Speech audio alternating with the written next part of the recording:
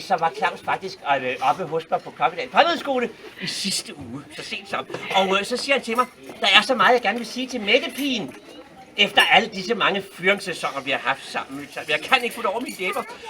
Kunne du ikke sige det i en lille tale? En tale, sagde jeg så. Nej, nu må du altså komme ind i kampen, klar. Og så forestod du, hvad så med en sang? Der blev jeg også lidt blank, er det ikke rigtigt? Jeg sagde klart, det går jo overhovedet ikke, hvis man skal sige tak til sin kone, skal man da hverken tale eller synge, eller fløjte på den sags. Så var det, jeg foreslog, og den åd du jo sådan set, Claus, at vi skulle lave en takkedans.